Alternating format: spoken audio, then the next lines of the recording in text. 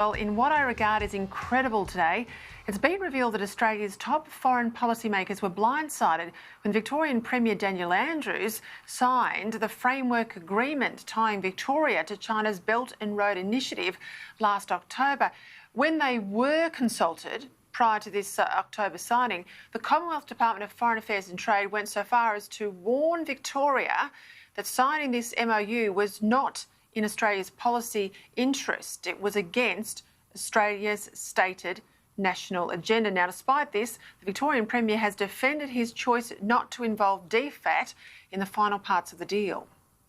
The first agreement was sent to DFAT in draft form. The second agreement is simply an extension of the first agreement. That's the nature of an agreement that is tied to the principal agreement. Do they express any disquiet to your government over that lack of consultation? I don't believe so. Well, I'd quibble. I've seen a few more federal agreements, I think, there than the Premier. I quibble with that. And as I said, I find it incredible. I don't think I'm alone here. Joining me now from Adelaide is Alexander Downer, Australia's Minister for Foreign Affairs for well over a decade. All right, Alexander Downer, you've seen way more federal agreements and international deals than I have. What did you make of this revelation today that foreign affairs was effectively excluded from any consideration or even advice provided to the Victorians before they went down the path of this MOU in October, and I suspect ever since?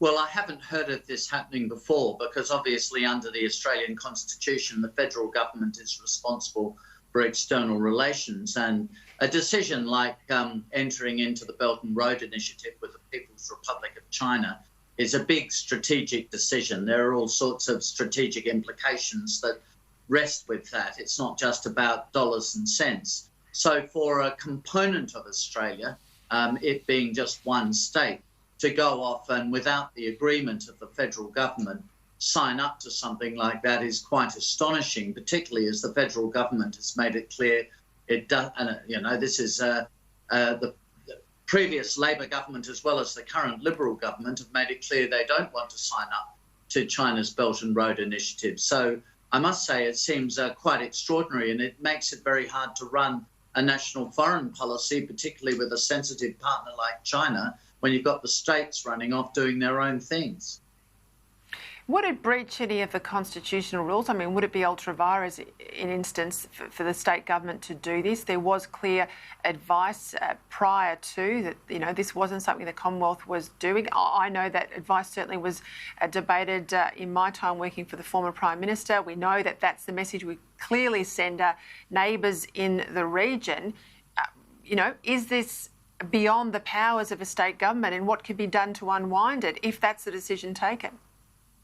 Well, somebody could, I suppose, take it to the High Court, but I don't imagine that particularly the federal government would think it would be worth going to that extent because of the consequences it would have for the federal government's relationship with the Victorian government, which, I suppose it's not great. But in the current climate, they wouldn't want to get into some sort of confrontation like that.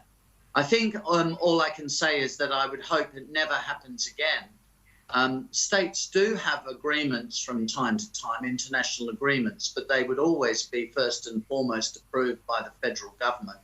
The Department of Foreign Affairs and Trade would give its advice. What struck me right when this BRI agreement was concluded by the Victorian government with the Chinese, what struck me was how extraordinary it was that a state government would get into something as strategically important as that.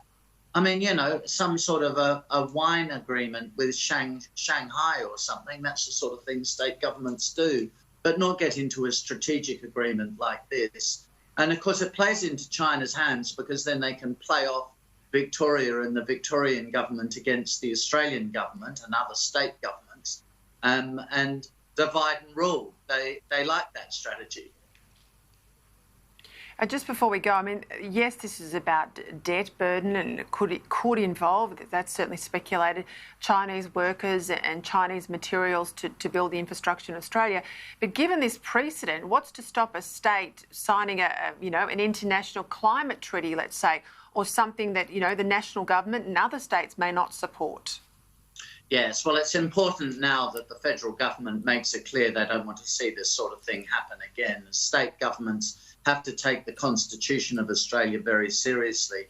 I mean, there are two aspects of that, if I could just use this program to make this point.